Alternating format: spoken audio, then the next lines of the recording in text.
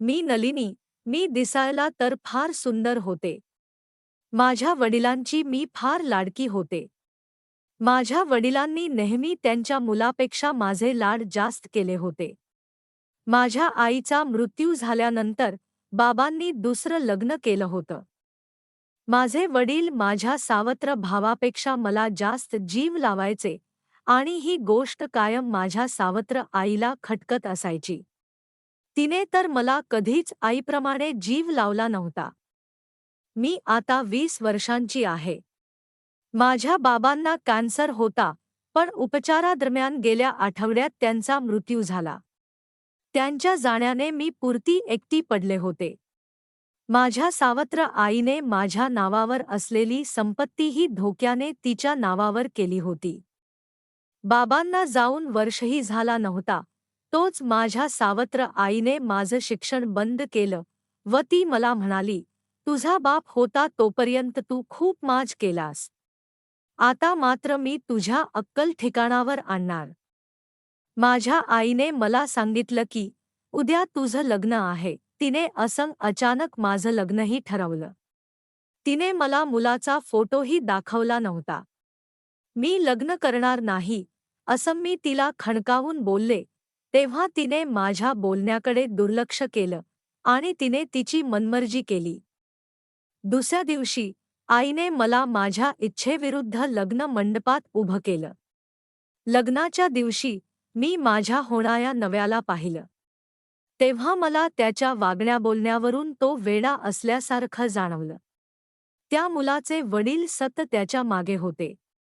फेरे घेत्यावेळीही ते त्यांच्या मुलाची पाठ सोडून नव्हते. पाठवणीच्या वेळी माझ्या सासरच्या व बाकी नातेवाईकांसमोर माझी सावत्र आई मला भेटायला आली. तेव्हाही जाता जाता ती माझ्या कानात म्हणाली, आता तू सासरी गेलीस ना, की कळेल तुला, तुझा सगळा माज कसा उतरेल बघ आता. ती असंका बोलून गेली होती, ते काही मला समजलं नव्हतं. लग्न करून मी सासरी आले. सासरी माझे सासरे व माझा नवरा हे दोघेच पुरुष होते. लग्नाच्या पहिल्या रात्री मी माझ्या खोलीत बसून होते. मी माझ्या नव्याची आत वाट बघत बसले होते. बऱ्याच वेळानंतर माझे सासरे माझ्या खोलीत आले. त्यांच्या हातात दुधाचा ग्लास होता. तो भरलेला दुधाचा ग्लास माझ्या हातात देऊन माझ्या सासरे मला म्हणाले, सुनबाई, हे दूध मी तुझ्यासाठीच आणलंय. सकाळपासून लग्नाच्या धावपळीत तू दमले असशील ना. तू हे दूध पी, थोड्याच वेळात रुपेश खोलीत येईलच. एवढं बोलून माझ्या सासरे खोलीतून बाहेर गेले. माझ्या नव्याचं नाव रुपेश होतं, हेही मला माझ्या सास्यांच्या बोलण्यातून आत्ता कळालं होतं. तसं लग्नाच्या धावपळीत मला दमल्यासारखं तर झालं होतं. ते गरमागरम दूध पिऊन जरा मला आराम मिळेल म्हणून मी बसल्या बसल्या ते दूध प्यायले. ते गोड दूध पिल्यानंतर मला गुंगी येऊ लागली. बेडवर अंग टाकताच मला कधी गाढ झोप आली हे देखील मला लक्षात आलं नाही. मी दुसऱ्या दिवशी उठले तेव्हा सकाळी माझ्या अंगावर पांघरून घातलेलं होतं. माझा नवराही अगदी शांत माझ्या शेजारीच होता. रुपेश ही अगदी मला शोभून दिसेल असाच होता. त्याला आता मी फार जवळून पाहत होते. मी त्याच्या डोक्यावरून हात फिरवताच त्याने डोळे उघडले. उठच त्याने जोरात किंचाळी मारली. त्याच्या त्या आवाजाने मी जोरात घाबरले व मी खाली पडले. मला पडलेल पाहून माझा नवरा टाळ्या वाजवून जोर जोरात हसू लागला. तो अगदी लहान मुलांप्रमाणे उड्या मारत होता व हसत होता. त्याच्या आवाजाने माझे सासरे आमच्या खोलीत आले. खोलीचा दरवाजा उघडताच रुपेश खोलीतून बाहेर पळाला. मला जमिनीवर पडलेला पाहून माझे सासरे माझ्या जवळ आले व त्यांनी माझ्या पायात अडकलेलं पांघरून बाजूला करून माझा हात पकडून मला उठवलं. मी तेव्हा माझ्या सास्यांना म्हणाले, बाबा, रुपेशच असं हे लहान मुलासारखं वागणं नेमकं काय होतं? तो असं का वागतोय? त्यावर माझ्या सासरे म्हणाले, सुनबाई, रुपेश जरा मतिमंद आहे. एखाद्या नवीन व्यक्तीला पाहिलं की तो असंच करतो. पण तू काळजी करू नकोस, थोड्या दिवसात तुझी त्याच्याशी ओळख झाली की सगळं काही ठीक होईल. माझा नवरा एक वेडा व्यक्ती होता, हे समजल्यावर माझ्या डोळ्यात अश्रू दाटले होते. माझ्या आईने ही कुठली दुश्मनी काढली होती? मी तिचं काय वाईट केलं होतं, जे तिने माझ्या पदरी असा वेडा नवरा बांधून दिला होता? आता पुन्हा तिथे जाणं म्हणजे स्वतःची अजून बेइज्जती करून घेणं. मला असं दुःखात पाहून तर तिला अजून आनंद झाला असता. आता मला माझाच तमाशा करून घ्यायचा नव्हता, म्हणून मी थोडा वेळ अश्रू गाळून शांत झाले. माझ्या नशिबात कदाचित असंच काहीच असेल, असं मान्य करून मी आहे त्याचा स्वीकार करण्याच ठरवलं. काही वेळाने माझा आवरून मी स्वयंपाकघरात गेले. तिथे कुठे काय ठेवलं हे मला माहीत नव्हतं. मी स्वयंपाकघरात गेले हे पाहून माझ्या सासरे माझ्या पाठी आले. त्यांनी मला कुठे काय ठेवलं ते सगळं काही सांगितलं. मग मी आमच्यासाठी पोहे आणि गोड शिराचा नाश्ता बनवला. माझ्या सास्यांनी मी केलेल्या पदार्थाचं फार कौतुक केलं होतं. माझ्या नव्याला तर बायकोच कौतुक करावं हेही समजत नव्हतं. तो जमिनीवर बसून अगदी विचित्र पद्धतीने पोहे व शिरा खात होता. त्याने त्याच पूर्ण अंग लहान मुलाप्रमाणे भरवलं होतं. नाश्ता झाल्यावर माझे सासरे त्यांच्या वेडसर मुलाला चांगले कपडे घालून बाहेर घेऊन गेले. मी घरात दिवसभर त्यांची वाट बघत होते, पण ते दोघेही संध्याकाळी 7 वाजता घरी आले होते.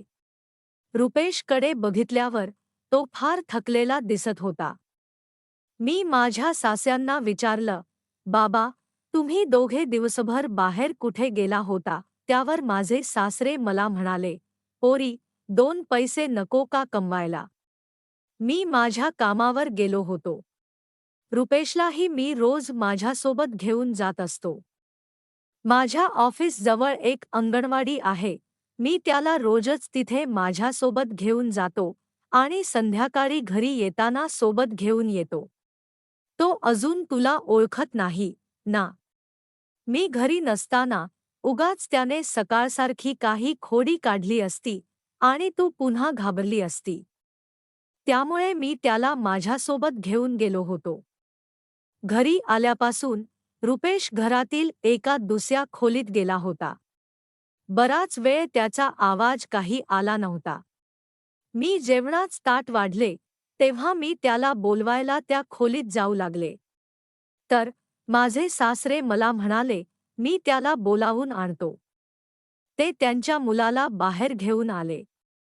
तेव्हा त्याच्या चेहऱ्यावर त्याने मुलीप्रमाणे मेकअप केला होता. पूर्ण चेहरा त्याने लाल केला होता. रुपेशला बघून मला फार हसू येत होतं. मी त्याला म्हणाले, रुपेश, तू ही लिपस्टिक कुठून आणलीस? त्यावर माझ्या सास्यांनी उत्तर दिलं. ते मला म्हणाले, कुठून आणणार तो? तुझ्या सामानातून घेतली असेल. त्याने, गप्पा गोष्टी फार झाल्या, आता जेवायला बसूयात. जेवत असताना रुपेश सगळं काही अंगावर सांडत होता. त्यामुळे मी त्याला माझ्या हाताने भरवलं. त्याला जेवण भरवत असताना माझी नजर त्याच्या त्या निरागस चेहऱ्यावर गेली. मला त्याची दया येत होती. जेवण झाल्यावर मी माझ्या खोलीत गेले. काही वेळ मी पुस्तक वाचत बसले होते. रुपेश अजून खोलीत आला नव्हता. आज पुन्हा माझ्या सासरे माझ्या खोलीत आले. त्यांच्या हातात दुधाचा ग्लास आजही होता. त्यांनी मला ते दूध प्यायला दिलं. ते म्हणाले, रोज रात्री मी माझ्या मुलासाठी व माझ्यासाठी गोड दूध बनवतो. आता आम्ही पितो म्हटल्यावर ते तुलाही द्यायला हवं. मी माझं दूध पिलं, हा ग्लास तुझा आहे, तूही पटकन पिऊन घे. मी ते दूध प्यायले. तोपर्यंत माझे सासरे माझ्या जवळ बसून होते. ते माझ्याशी गप्पा गोष्टी करत होते. दूध पिऊन होताच माझ्या सासरे मला म्हणाले, सुनबाई, तू आता डोळे बंद करून शांत झोपे जा. माझे सासरे बोलत असताना त्यांचा बोलला गेलेला एक ना एक शब्द माझ्या कानात घुमत होता.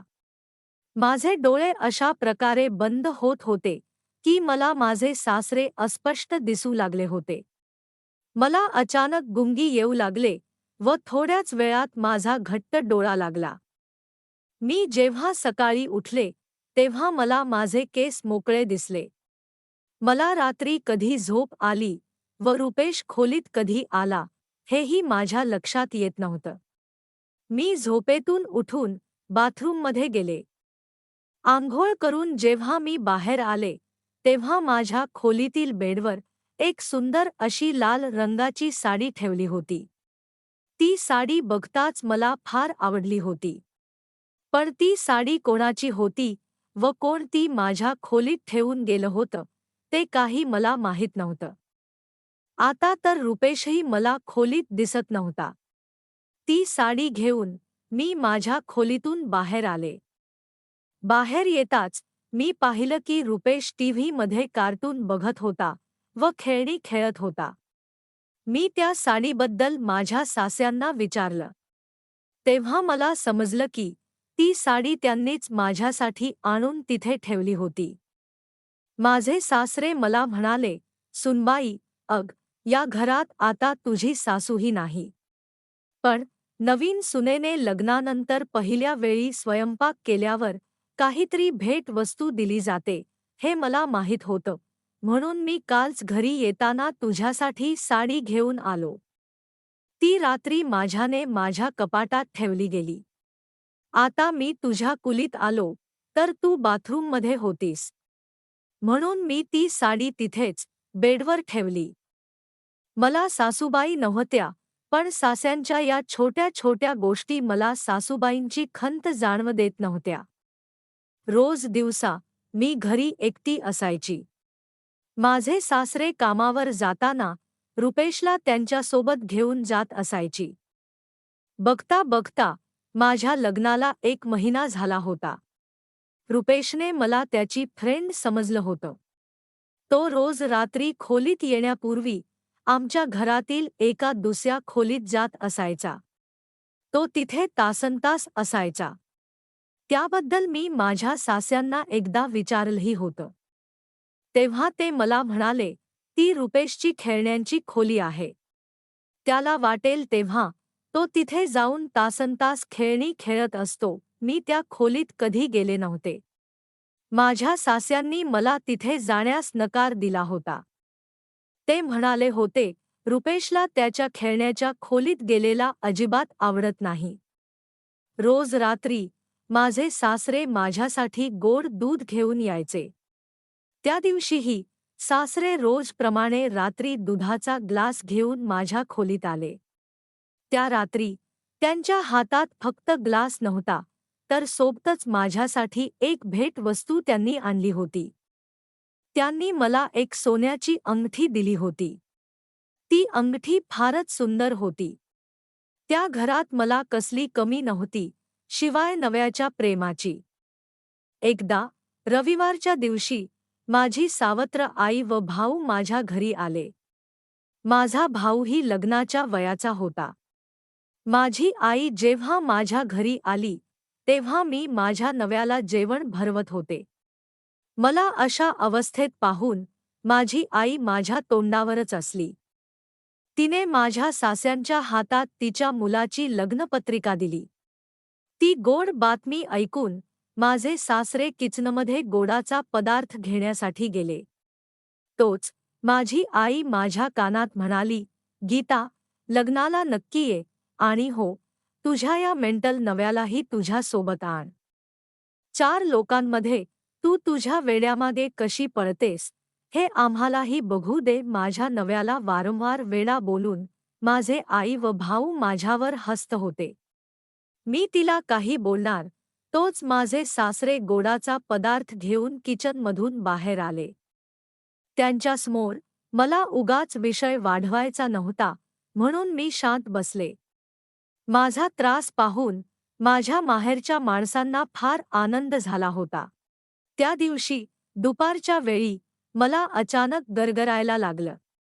मला जरा गडबडलेल पाहून माझे सासरे माझ्या पाठीमागून आले व त्यांनी मला पकडलं. ते मला माझ्या खोलीपर्यंत सोडवायला आले. मी थोडा वेळ झोप काढल्यानंतर मला बरं वाटू लागलं. त्या दिवशी रात्री जेवण झाल्यावर माझा नवरा त्याच्या खेळण्याच्या खोलीत गेला होता व माझे सासरे तिथेच होते. आज माझी पुस्तक वाचण्याची इच्छा नव्हती. मी मुद्दामच रुपेशच्या खेळण्याच्या खोलीजवळ गेले. त्या खोलीच्या आतून मला माझ्या सास्यांचा व रुपेशचा बोलण्याचा आवाज येत होता. रुपेश अगदी शहाण्या माणसाप्रमाणे बोलत होता असं वाटत होतं. मी अजून कानोसा घेणार तोच मला बाहेर कोणीतरी येत असल्यात जाणवलं. मी तेव्हा पळतच माझ्या खोलीत गेले. मी माझ्या खोलीत जाऊन पुस्तक वाचण्याच नाटक करू लागले. थोड्या वेळात माझे सासरे रोजप्रमाणे दुधाचा ग्लास घेऊन माझ्या खोलीत आले. आज त्यांनी माझ्यासाठी अजून एक महाग असं गिफ्ट आणलं होतं. त्यांनी मला सोन्याच्या बांगड्या आणल्या होत्या. ते माझ्यासाठी एवढ्या महागड्या भेटवस्तू का आणत असतील ते काही मला समजत नव्हतं. त्या दिवशी मी त्यांना त्याबद्दल विचारलं. तेव्हा ते मला म्हणाले, "सुनबाई, तुझ्या नव्याची अवस्था काय आहे हे मला चांगलं माहीत आहे. त्याच्यानंतर घरातील सदस्य म्हणून तुझी काळजी घेण्याचे कर्तव्य माझं आहे आणि मी तेच करतोय. तू आता दूध पी व झोप." थोड्या वेळात रुपेशला मी खोलीत सोडून जाईल असं म्हणून माझे सासरे खोलीतून बाहेर गेले.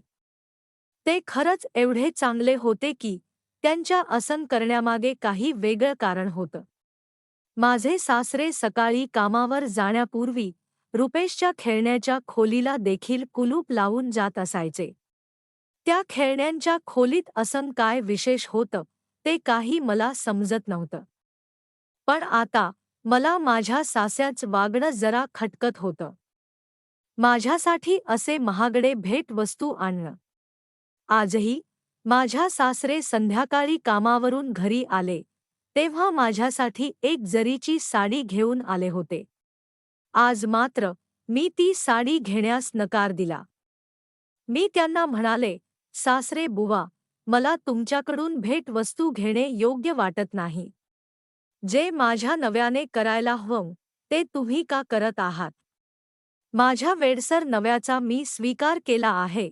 तुम्ही उगाच माझी जास्त काळजी करू नका." माझं बोलणं ऐकताच माझे सासरे मला म्हणाले, "नलिनी, तू मला कितीही नाही म्हणालीस तरी आता तुला खुश ठेवण्याची जबाबदारी माझी आहे. तुझ्या नव्याच्या जागी मला तुझ्यासाठी जे करावं लागेल ते मी करेल." असं बोलून माझ्या सासरे तिथून निघून गेले. ते अंती नव्याप्रमाणे हक्क गाजवून माझ्याशी बोलून गेले होते आणि ते मला अजिबात आवडलं नव्हतं. त्यांनी मला दिलेली साडीही मी फेकून दिली व मी माझ्या खोलीतून बाहेर आले. आताही रुपेश त्याच्या खेळण्यांच्या खोलीत होता. मी रागाच्या भरात रात्री जेवण केलं नव्हतं.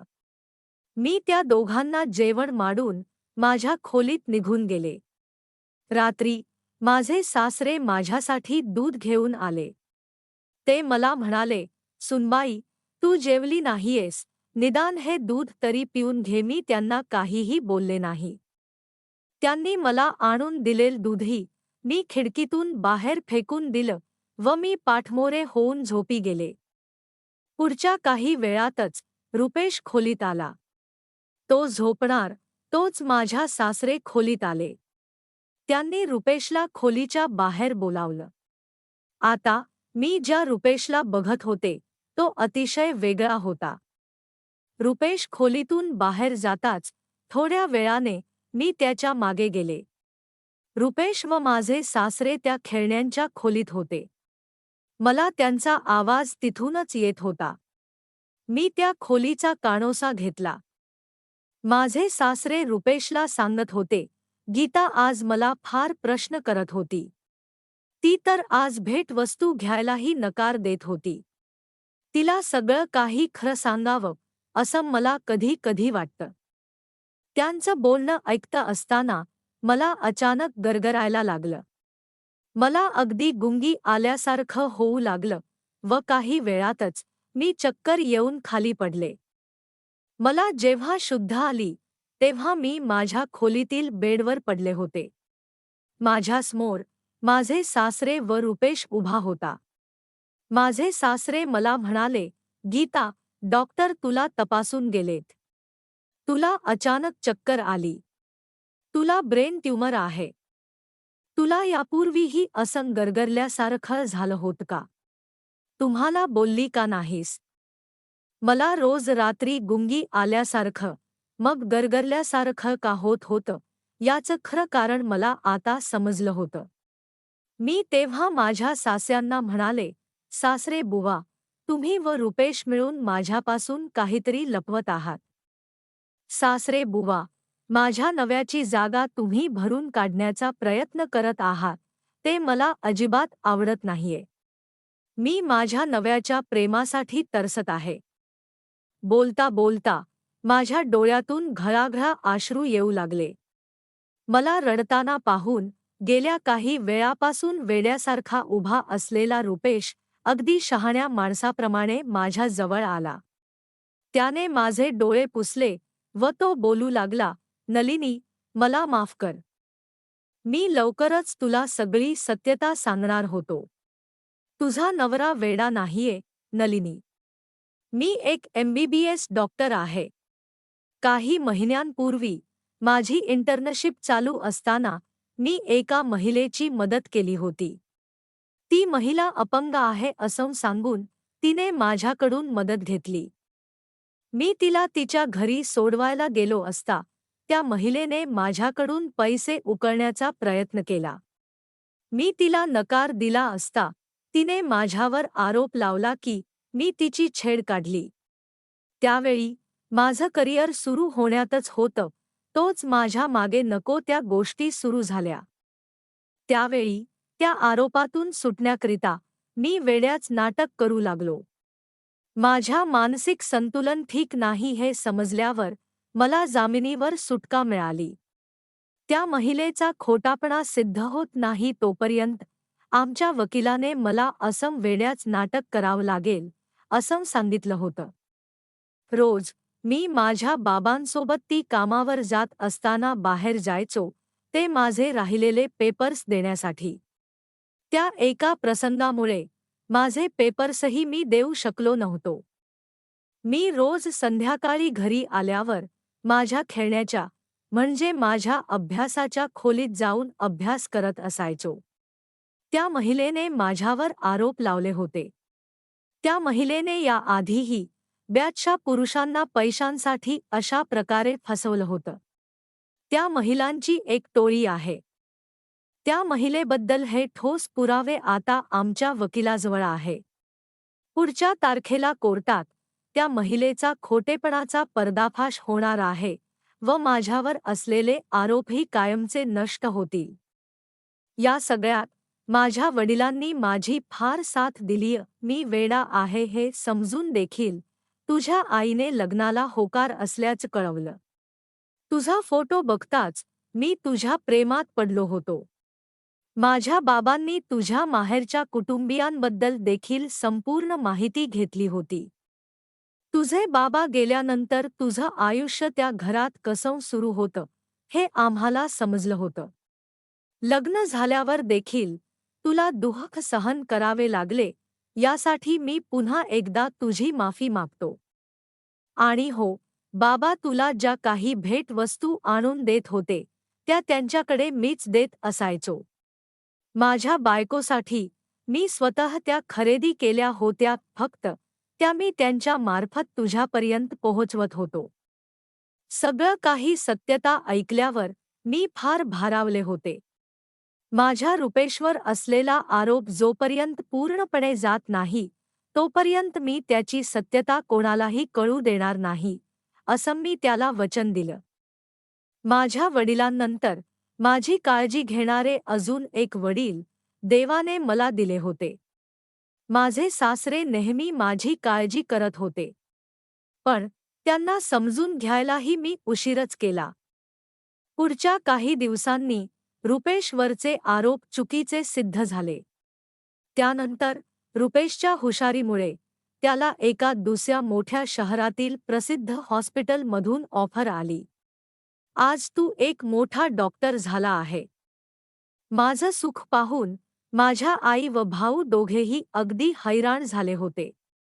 आज त्यांच्या घरात आलेले असून माझ्या आईला अगदी मोलकरीप्रमाणे वागवते व भावाचंही तिच्यासमोर काही एक चालत नाही. मी कधीही कोणाबद्दल वाईट विचार केला नव्हता. पण देव ज्याला त्याला त्याच्या कर्माचं फळ योग्य त्यावेळी देतच असतो, हे मात्र खरं. आज आम्ही दोघे एका नव्या शहरात स्थिरावलो होतो. रुपेशची नवी नोकरी एका प्रतिष्ठित रुग्णालयात सुरू झाली होती. त्याच्या कष्टांना आणि हुशारीला शेवटी योग्य फळ मिळाले होते. मीही त्या शहरातील एका महाविद्यालयात दाखिला घेतला होता. बाबांच्या निधनानंतर माझं शिक्षण अर्धवट राहिलं होतं, पण रुपेश आणि सास्यांनी मला पुन्हा अभ्यासासाठी प्रोत्साहन दिलं. सासरे आमच्यासोबत राहायचे की स्वतःच्या घरी याचा प्रश्न पडला होता. पण त्यांनी आम्हा दोघांना स्वतःचं जीवन जगू द्यायचं ठरवलं. तुम्ही दोघे तरुण आहात, तुमच्या स्वतःच्या ठसा उमटू द्या, ते म्हणाले. पण आमचा निर्णय होता की ते आमच्यासोबतच राहतील. त्यांनी माझ्यासाठी जे केलं त्या कर्जाची फेड कधीच होणार नव्हती. एक दिवस माझ्या माहेरची बातमी आली. माझ्या भावाचं लग्न ठरलं होतं, पण माझ्या सावत्र आईच्या हट्टामुळे मोठ्या प्रमाणात हुंडा मागितला जात होता. मुलाच्या घराण्याने नकार दिला आणि लग्न मोडलं. ही बातमी आल्यावर माझ्या मनात दयेपेक्षा संताप अधिक होता. पण रुपेशने माझा हात हातात घेतला आणि म्हणाला, नलिनी, आपण तिला सहाय्य करूया का? ती तुझी आई आहे. मी आश्चर्यचकित होते. ती माझं काय वाईट केलं नाहीये. तिने माझ्यावर जुलूम केले, माझं लग्न वेड्याशी लावलं, माझी संपत्ती हडपली. रुपेश म्हणाला, खरं आहे. पण तिच्या कृत्यांमुळे आपण एकमेकांना भेटलो. आणि आज आपण सुखी आहोत. दया ही सर्वात मोठी शक्ती आहे. तिला एक संधी देऊ. मी काही दिवस विचार केला. शेवटी मी माझ्या भावाला फोन केला आणि त्याला आणि आईला आमच्याकडे बोलावलं. ते आले तेव्हा त्यांच्या चेहऱ्यावर अपमान आणि आर्थिक अडचणीचे ठसे होते. मी त्यांना समोर बसवून स्पष्ट बोलले, आई, तू माझ्याशी केलेल्या वर्तनासाठी माफी माग. आणि भावा, तू नेहमी निष्क्रिय राहिलास, पण आता तुझी जबाबदारी आहे. मी तुम्हाला आर्थिक मदत करेन, पण 2 अटी आहेत. 1. आईला कोणत्याही लग्नासाठी दबाव देणार नाही. 2. भावा, तू स्वतःच्या पायावर उभं राहण्यासाठी कोर्स करशील. सावत्र आईचे डोळे भरून आले. ती म्हणाली, नलिनी, मला माफ कर. मी हव्यासापोटी, लोभात अंधळी झाले. तुझे बाबा तुला जास्त लाड करतात याचा मला राग होता.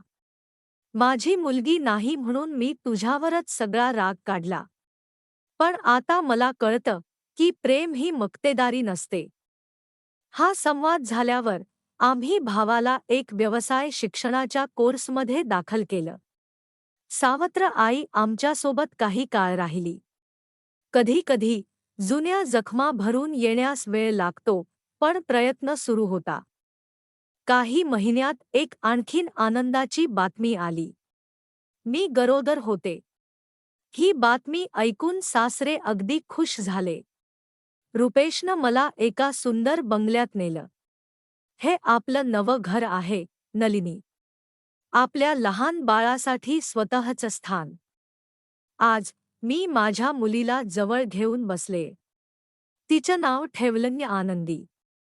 खरंच ती आमच्या आयुष्यात आनंद आणलीये. रुपेश एक उत्तम डॉक्टर तर आहेच, पण एक उत्तम पती आणि आजोबाही आहे. सासरे आता निवृत्त झालेत, पण दिवसभर आनंदीबरोबर खेळण्यात व्यस्त असतात. एकदा मी रुपेशला विचारलं, तू माझ्यावर प्रेम केलंस तेव्हा मी एक दुःखी, नाउमेद मुलगी होते. मग कशावर प्रेम केलंस? तो हसून म्हणाला, तुझ्या डोळ्यातील ठाम निश्चयावर. तुझ्या हृदयातील दयेवर. तू अत्यंत वाईट परिस्थितीत सुद्धा हार न घेता जगण्यासाठी लढलीस.